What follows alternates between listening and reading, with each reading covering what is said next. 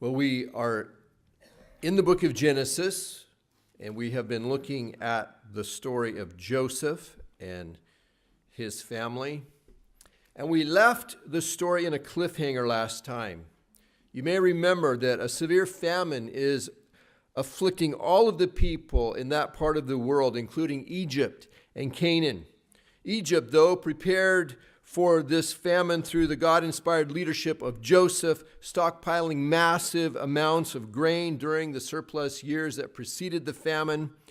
As a result, Egypt is the one country in the region who has sufficient food supplies. Well, Jacob and his family in Canaan were quickly running out of food. When they hear that there is food in Egypt, Jacob, he sends his 10 oldest sons there to buy some grain. As it turned out, the person Jacob's sons had to speak with about buying this grain was their very own brother Joseph, who they had sold into slavery some 20 years earlier. Since that time, God has raised Joseph up to be the second highest leader in the Egyptian kingdom, subject only to Pharaoh himself. Well, Joseph, he recognized his brothers immediately when they came in to the room, but they didn't recognize him. So rather than revealing his identity to them, Joseph, he takes this as an opportunity to try to determine what kind of men they have become, if they have changed at all over all of this time. So he begins by accusing them of being spies. And to prove their innocence, they will have to bring their youngest brother Benjamin back to Egypt. And as collateral to ensure their return, Joseph, he puts the brother Simeon in prison, and he lets the others return to Canaan with the grain that they purchased. Well, when Jacob's sons get back home, they tell their father Jacob everything that has happened. But Jacob, he's unwilling to let them return with their youngest brother Benjamin in order to free Simeon from prison. Jacob, he lost his precious son Joseph 20 years earlier. He has never recovered from that loss. He's unwilling to risk the loss of his only other son from his beloved wife, Rachel. Well, what will happen to Simeon then? Will he be left to die in this Egyptian prison? Will the brothers be able to talk their father into letting them take Benjamin back to Egypt to rescue him? Well, at the end of Genesis chapter 42, we see Jacob as a person broken, discouraged, frustrated, depressed, anxious, fearful. He wants his world to stop. I mean, he's had enough. He can't take any more. He's overwhelmed with all that life has handed him. What he says in Genesis 42:36 sums up his mental state. He says, "Everything is against me." His son Simeon is in an Egyptian prison, waiting and hoping that his father will do what is needed to have him released. But Jacob, he can't do it. He can't face the possibility of losing his son Benjamin. He has been clinging to Benjamin for the past 20 years as this last remnant of Rachel and Joseph. He feels cheated by life. He was first cheated out of his wife Rachel by his uncle Laban on his wedding night, you might remember. He was forced to serve that despicable man for 7 extra years after having already served him 7 years to have her. Jacob then had Rachel tragically taken from him during the birth of their second son, Benjamin. She died.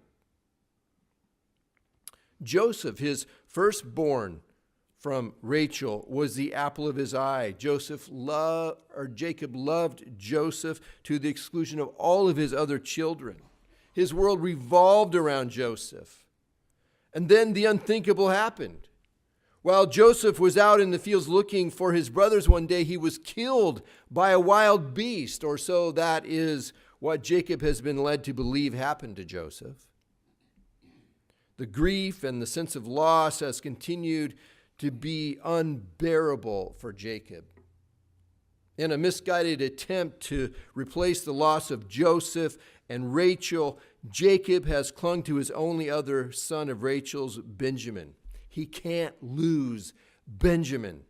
Even though Benjamin is now a grown man, he never lets Benjamin out of his sight. He has to protect him. He has to keep him safe. In Benjamin, Rachel and Joseph continue to live, in a sense, for Jacob. We can find ourselves in a similar place, a place where we have been hurt so much, suffered so much, experienced so many setbacks, become so discouraged and broken and afraid that we don't feel like we can take another step forward in life. We may not consciously even know that that's what's happening, but our actions reveal it. What's really in our heart. We try to avoid even the possibility of pain. We turn aside. We won't take any risk. We quit trying. We only do what we perceive to be safe. We quit living. And this is what has happened to Jacob. Sometimes in order to get us moving, the Lord will nudge us and apply pressure to us through life circumstances. The Lord is applying pressure to Jacob, forcing him into a position where he's going to have to let go of Benjamin and trust God again with his life. And so Genesis 43, beginning in verse 1, says, "Now the famine was still severe in the land. So when they had eaten all the grain they had bought from Egypt, their father said to them, 'Go back and buy us a little more food.' Jacob and his family have eaten all of the grain that his sons had purchased from Egypt. Because the famine has continued, they are faced with having to go back to Egypt again to get more food. Jacob has tried to avoid this moment. He has tried to put it off for as long as he possibly can. But the food reserves have been depleted, so he's forced to ask his sons to return to Egypt to buy a little more food. And so we see the Lord using life's circumstances to nudge Jacob forward. Verse 3, "But Judah said to him, 'The man warned us solemnly, you will not see my face again unless your brother is with you. If you will send our brother along with us, we will go down and buy food for you. But if you will not send him, we will not go down, because the man said to us, you will not see my face again unless your brother is with you.'" So Judah, he tells his father that this trip to Egypt is out of the question unless Benjamin goes with them. And that's something that Jacob has been unwilling to allow. Israel or Jacob asked, "Why did you bring this trouble on me by telling the man you had another brother?" We could say, "Pack your bags. We're going on a guilt trip." Here comes the blaming. Jacob feels this whole terrible mess is their fault for having mentioned to this Egyptian official that they had a younger brother back home. Notice how Jacob says this, "Why did you bring this trouble on me?"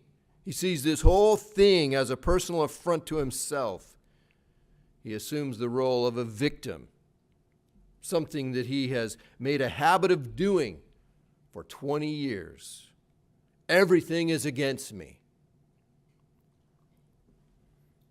Verse 7, they replied, "The man questioned us closely about ourselves and our family. 'Is your father still living?' he asked us. 'Do you have another brother?' We simply answered his questions. How were we to know? He would say, 'Bring your brother down here.'" See, they'd done nothing wrong. They were just answering the man's questions as he interrogated them. There was no way for them to have known that this man would then use that information to force them to bring their brother down there. See, and if we remember that it's Joseph who is asking these questions, someone who already knew they had a younger brother, then we can see how it would have been nearly impossible for them to have withheld that information from him anyway. He knew the right questions to ask to get that information out of them. Verse 8, it says, "Then Judah said to Israel his father, And you remember Israel and Jacob, same guy. Send the boy along with me, and we will go at once, so that we and you and our children may live and not die. I myself will guarantee his safety. You can hold me personally responsible for him. If I do not bring him back to you and set him here before you, I will bear the blame before you all my life. As it is, if we had not delayed, we could have gone and returned twice. So Judah, he steps up and he promises with his own life to take personal responsibility for Benjamin's safety. But they can't afford to wait any longer, he says. Jacob needs to decide what he's going to do. The fate of all of them is hanging in the balance. They're out of food, and they have put this thing off as long as they possibly can. They're on the verge of starving. Then their father Israel or Jacob said to them, if it must be, then do this. Put some of the best products of the land in your bags and take them down to the man as a gift. A little balm and a little honey, some spices and myrrh, some pistachio nuts and almonds. Take double the amount of silver with you, for you must return the silver that was put back into the mouths of your sacks. Perhaps it was a mistake. Take your brother also and go back to the man at once. And may God Almighty grant you mercy before the man, so that he will let your other brother and Benjamin come back to you. As for me, if I am bereaved, I am bereaved. If I am bereaved, I am bereaved. The Hebrew word translated bereaved, it literally means to become childless.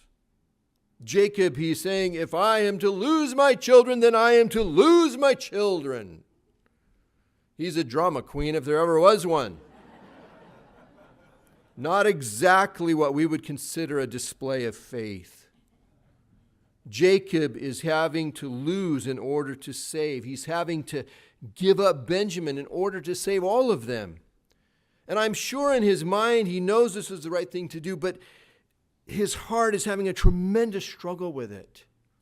Have you ever had to let go of something very dear to you in order to save it and perhaps save yourself too? That's the position he's in. So the men took the gifts and double the amount of silver, and Benjamin also.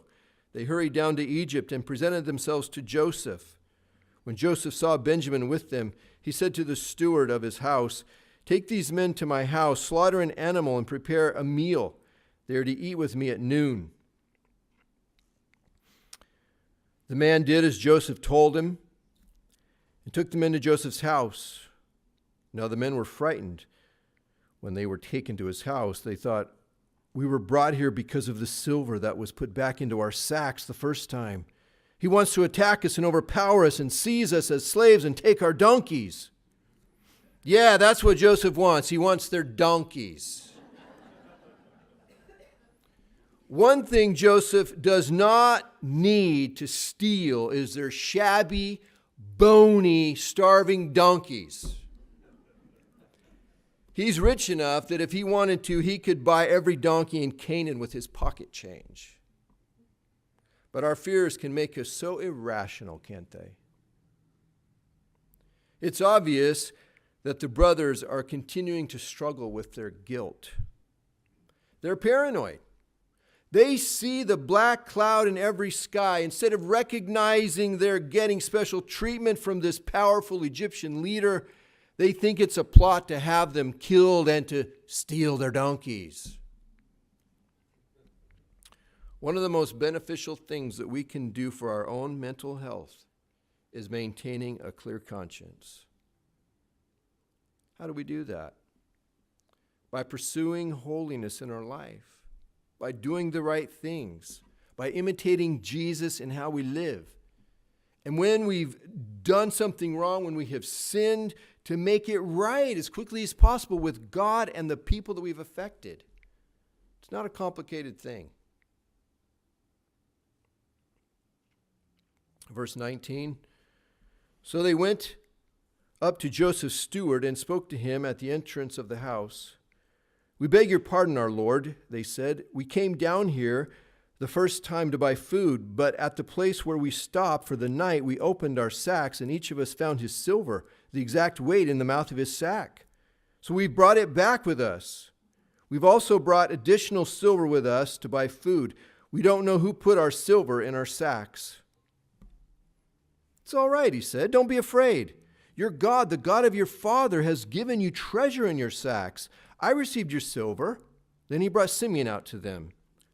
So Joseph's steward, he listens to their story about the silver in their sacks, and he tries to reassure them that he himself personally received the payment of their silver for their food the first trip.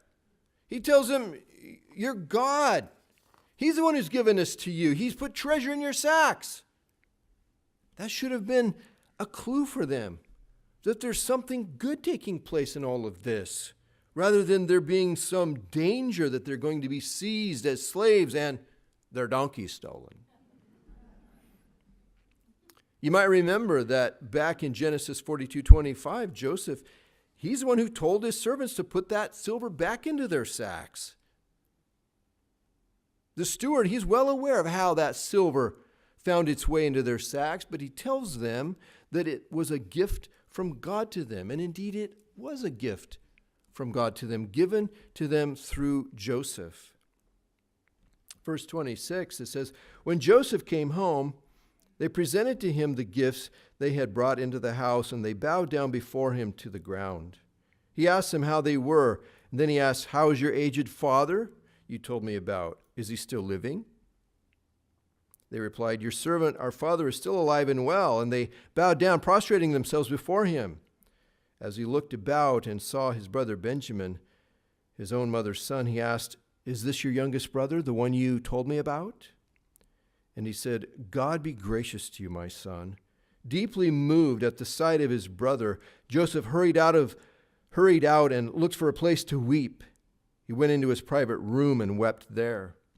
So when Joseph, he sees his younger brother Benjamin, he's overcome with emotion, and he quickly has to leave the room before he loses it in front of these guys. The last time he had seen Benjamin, he was just a little kid.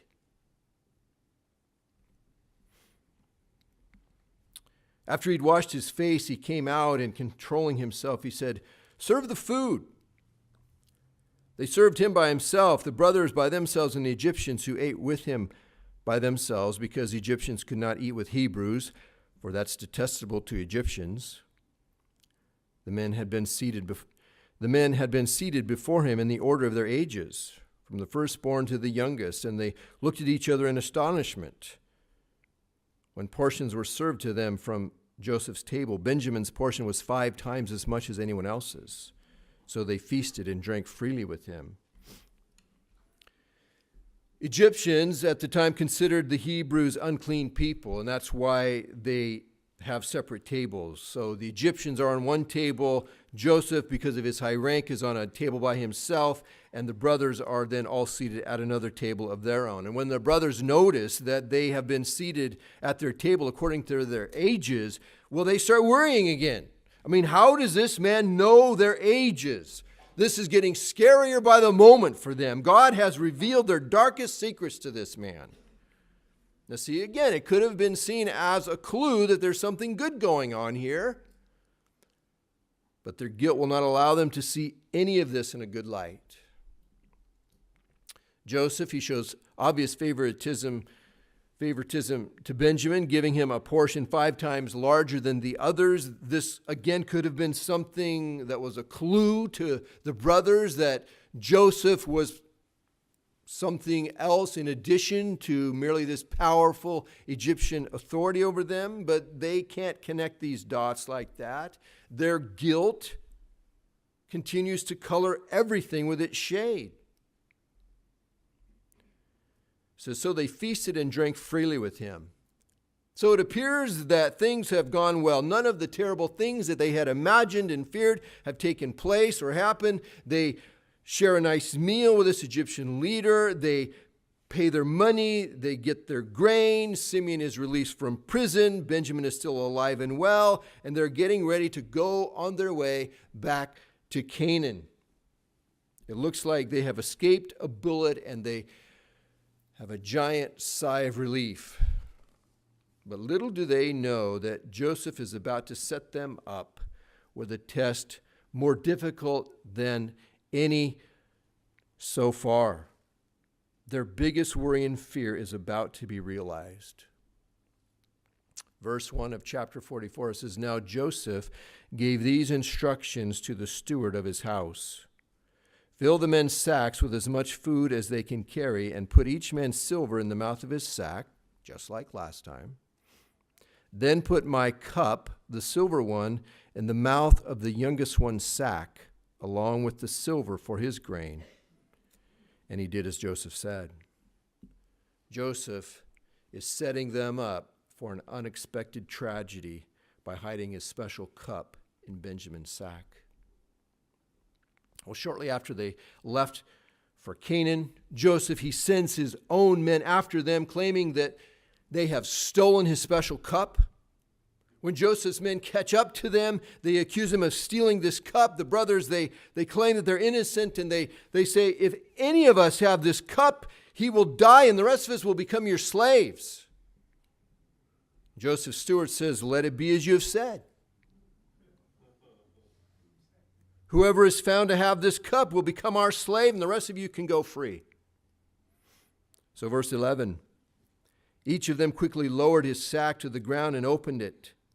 Then the steward proceeded to search, beginning with the oldest and ending with the youngest, and the cup was found in Benjamin's sack. At this they tore their clothes.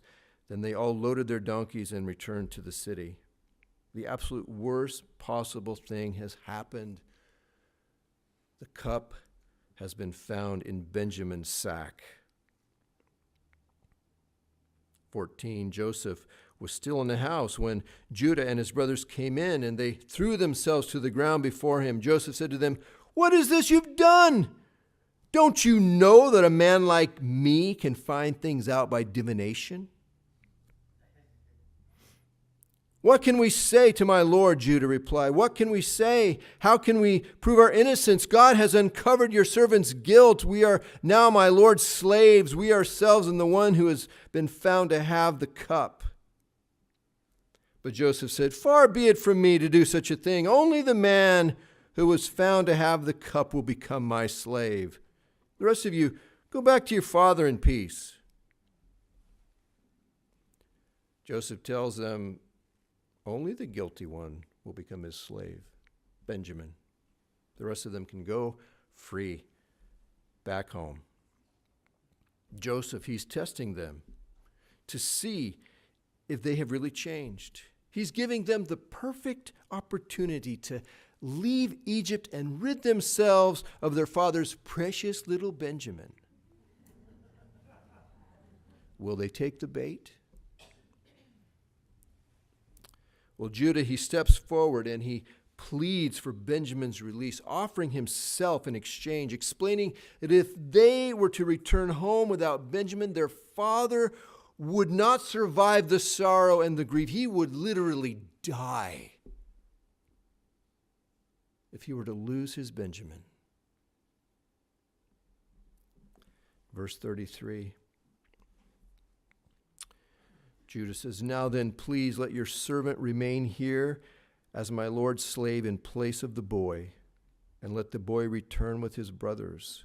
How can I go back to my father if the boy is not with me? No, do not let me see the misery that would come on our father." This is a big change that's taking place in Judah. He used to be cold-blooded. You might remember, he's the one who came up with the idea of selling Joseph as a slave to begin with, rather than killing him. And it wasn't out of compassion for Joseph. He just figured they could make a little money while getting rid of him. Now, he's offering his own life in exchange for Benjamin's freedom.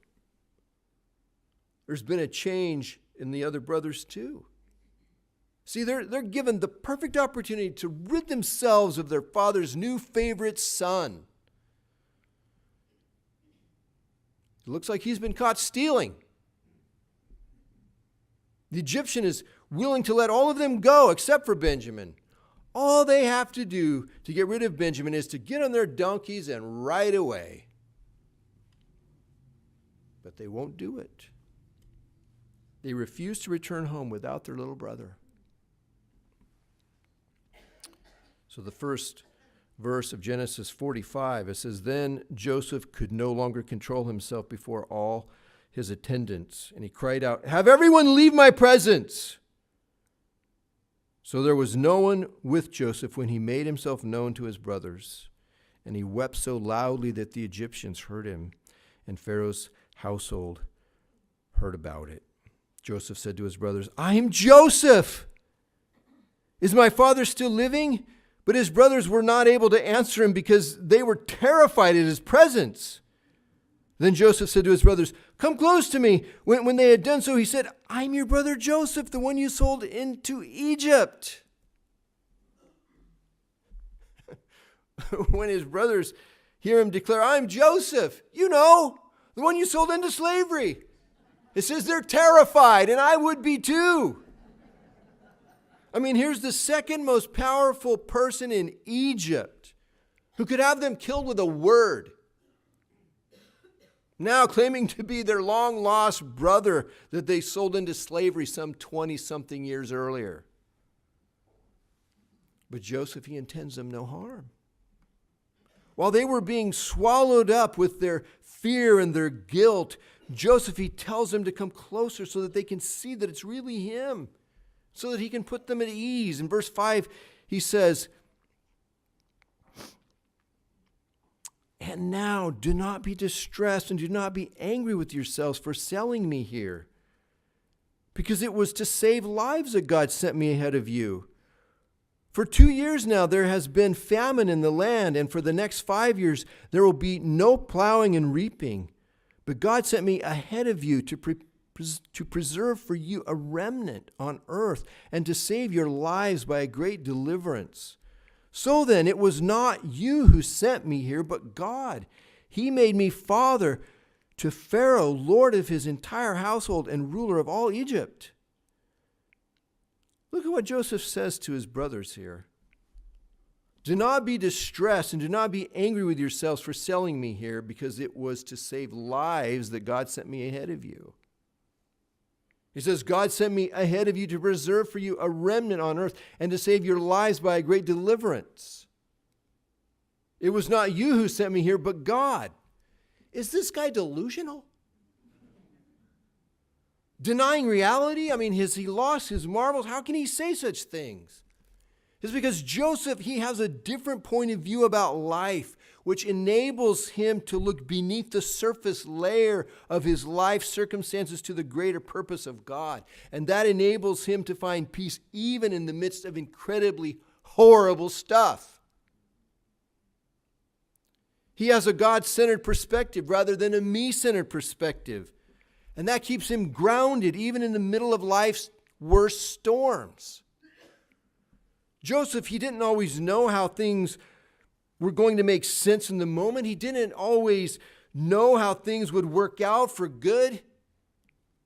But he was convinced that everything was under the authority of the Lord, and that the Lord would indeed make it all work for his good purpose in the end.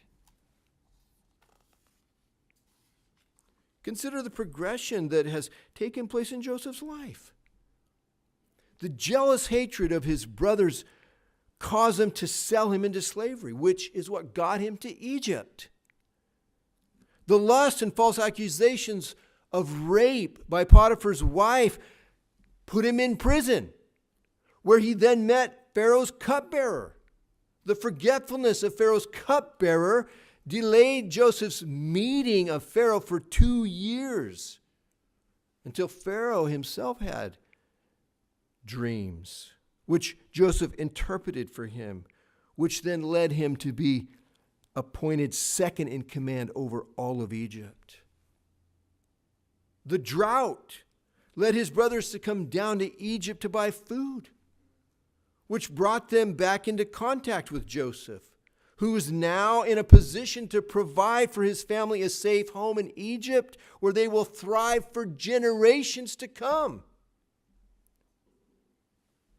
During most of that time, Joseph had no idea how any of those events were connecting together to lead to the amazing great deliverance that God accomplishes for his people here.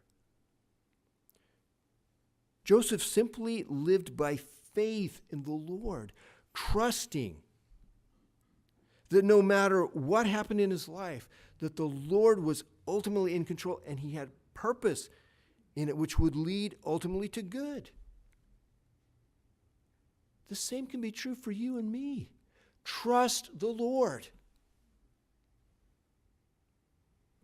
This is not just Joseph's story. This is your story too. Trust him. Joseph's God-centered point of view is also what enables him to forgive his brothers for the evil that they had done to him. He doesn't condone what they did. It was wrong. It was terrible what they did to him. But he chooses to view it all from the Lord's vantage point and the good work that God is doing in Joseph's life. His brothers are accountable to God and under his authority.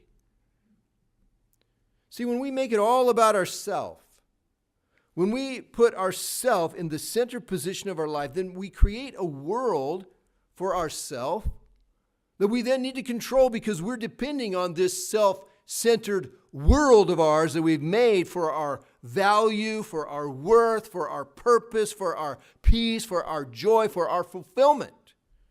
And this is a very small and precarious world that we've made, isn't it? It's not a very secure world to build our life on. It depends on people's opinions and behaviors. It depends on our own frailty.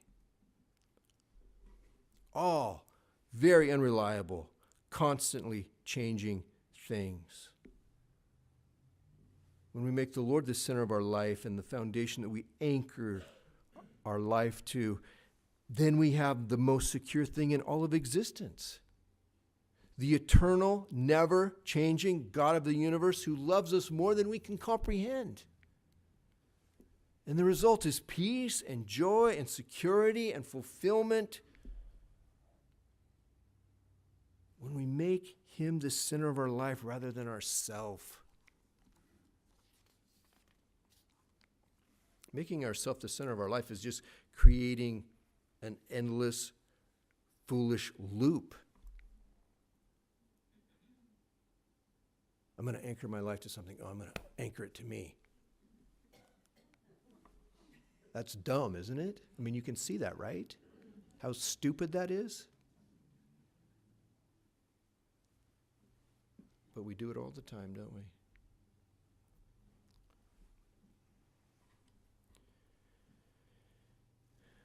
Verse 9. Joseph is still speaking. He says, "Now hurry back to my father and say to him, this is what your son Joseph says. God has made me Lord of all Egypt. Come down to me. Don't delay. You shall live in the region of Goshen and be near me. You, your children and grandchildren, your flocks and herds, and all you have. I will provide for you there, because 5 years of famine are still to come. Otherwise, you and your household and all who belong to you will become destitute. You can see for yourselves, and so can my brother Benjamin, that it is really I who am speaking to you. Tell my father about all the honor accorded me in Egypt and about everything you have seen, and bring my father down here quickly." Then he threw his arms around his brother Benjamin and wept. And Benjamin embraced him weeping. And he kissed all his brothers and he wept over them. Afterward, his brothers talked with him. So we have this beautiful scene of reconciliation between these brothers. In that last sentence, it's interesting. It says, afterward, his brothers talked with him, because it reminds us of the description of the relationship that they had all those years before. It said in Genesis 37:4 that they hated Joseph so much that they could not speak a kind word to him. And now they're engaged in this friendly conversation with one another. God has brought complete reconciliation. Let's bow our heads.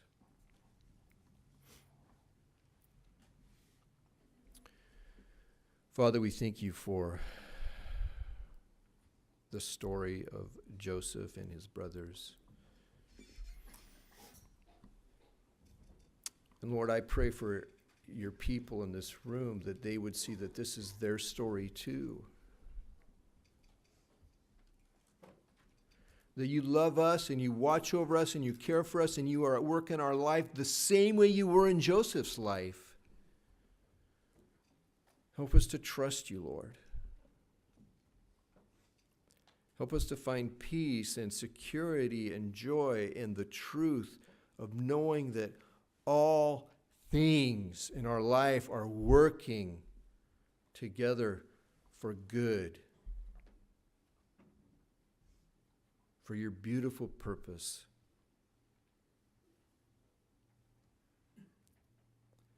I pray that you would comfort your people, Lord. Those that are especially discouraged today and they're feeling like everything is against me. I pray, God, that they in particular will know